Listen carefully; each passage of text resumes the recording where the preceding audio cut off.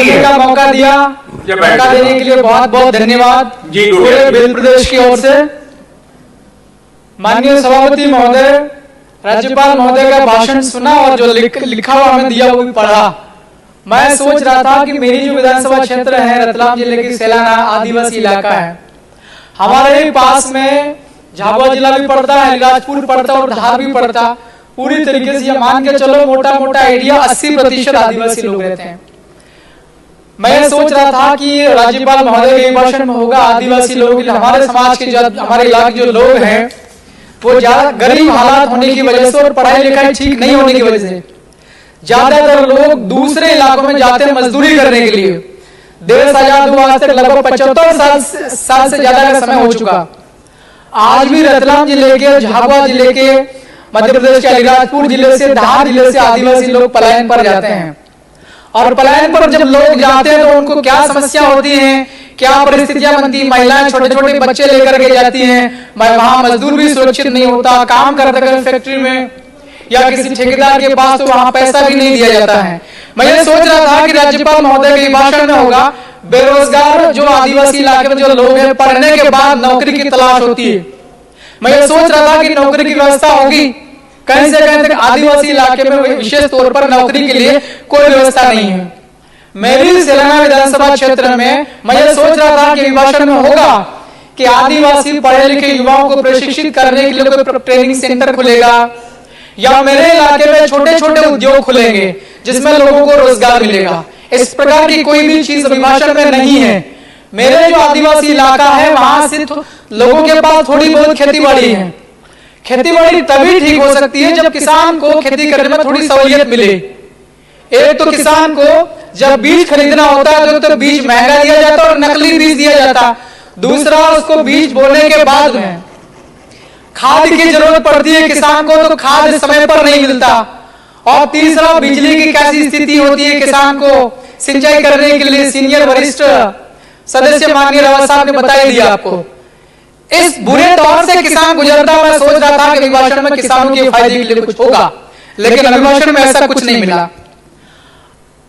अभी मैं आपके माध्यम से सभापति महोदय एक सवाल है महामहिम राज्यपाल महोदय को कि भारत के संविधान में 5वीं अनुसूची लागू करने के लिए महामहिम राज्यपाल को हर साल महामहिम राष्ट्रपति को एक रिपोर्ट पेश की जाना चाहिए। भारत के संविधान के तो मैं नहीं कह रहा हूं मेरी ओर से कि हर साल आदिवासी इलाके में, अनुसूचित इलाके में, आदिवासी इलाके में कैसा प्रशासन चल रहा है और आदिवासी लोगों की कैसी प्रगति हो रही, यह रिपोर्ट महामहिम राज्यपाल साहब को हर साल राष्ट्रपति साहब को सौंपने की है। यह भारत के संविधान में इसकी व्यवस्था है। तो मैं अभिभाषण के ऊपर मैं यही बात कहना चाहता हूं, आपके माध्यम से यह सवाल उन तक ये जानना चाहिए। महामहिम राज्यपाल साहब भी उसी इलाके से आता हूं, भिल प्रदेश से, मैं भी उसी इलाके से आता हूं।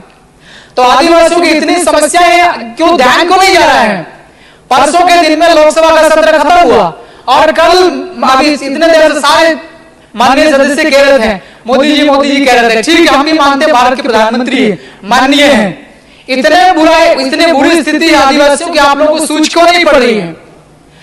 मैं सोच रहा था कि अभिभाषण में होगा कि मेरा जो इलाका आदिवासी बहुलता वाला, आबादी वाला, वहां एम्स की स्थापना करके जाएंगे मोदी जी, एम्स का लोकार्पण करके जाएंगे, उसकी घोषणा करके जाएंगे, IIT की घोषणा करके जाएंगे मोदी जी। मैं ऐसा सोच रहा था। आपके मोदी जी भी फेल हो गए।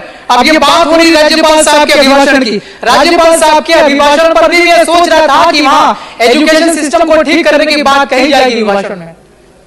आदिवासी इलाके की स्कूल आप लोग देखेंगे वहां जाकर के क्या स्थिति है।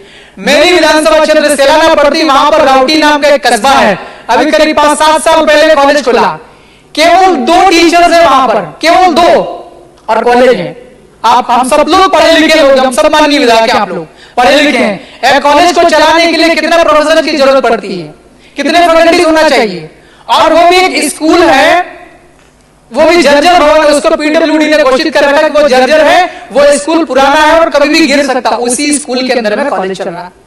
मैं ये सोच रहा था कि राज्यपाल साहब के अभिभाषण में मेरा जो राउटी में कॉलेज चल रहा है वो कॉलेज, उसके लिए कोई बिल्डिंग बनेगी या कोई हम लोग नई फैकल्टी वहां जो लोग मांग कर रहे हैं वो बनेगी, ऐसा कुछ भी जिक्र नहीं है। पैसा कानून बना 1996 में और नियम बने 2022 में। जैसे जितना आप लोग करने के लिए नियम बना वो भी सारा उल्लंघन हो रहा। अभी हमारे विपक्षी एमएलए साहब ने कहा था, डॉक्टर हीरालाल जी अलावा ने, अभी धार जिले में दिल्ली में एक आदिवासी नौजवान जब अवैध तरीके से शराब की बिक्री होती है आदिवासी इलाके में, घर घर उस प्रकार से दारू की बिक्री होती है जैसी गर्मी के समय में आइसक्रीम बेची जाती है कुल्फी पर, उस तरीके से दारू बेची जाती है। आदिवासी इलाके में दारू को इस प्रकार से वितरण होता है जैसा दूध बांटने वाला व्यक्ति सवेरे सवेरे उठ करके मोटरसाइकिल पर दूध डिब्बे भर के बांटते, उस प्रकार से दारू बेची जा रही। क्या अवैध तरीके से शराब की बिक्री करने से सरकार को राजस्व में कुछ फायदा हो रहा है? हमारे इलाके के अंदर लोगों को जबरदस्ती अवैध तरीके से दारू बिकवा करके, शराब बिकवा करके लोगों की हत्या हो रही है।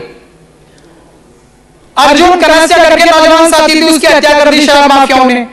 और मेरा रतलाम जिला पड़ता, वहां बिलपान थाना क्षेत्र है, 5.97 करोड़ की शराब अवैध उसकी हो रही थी, ट्रांसपोर्ट हो रहा था, 2 कंटेनर में भर के शराब पकड़ ली पुलिस करे। अभी माननीय सभापति महोदय, आपके माध्यम से मैं सरकार को कहना चाह रहा हूं, 6 करोड़ की शराब पकड़ी पुलिस और आबकारी विभाग के अधिकारियों ने मिलकर के उसको पूरा मामला दबा दिया। सभापति महोदय, मैं आपके माध्यम से सरकार से सवाल पूछ रहा हूं, क्या इसी प्रकार से सरकारें चलती है क्या? अवैध तरीके से शराब की बिक्री हो रही है, लोगों को मारे जा रहे हैं। मैं राज्यपाल महोदय के अभिभाषण में यह भी सोच रहा था कि पैसा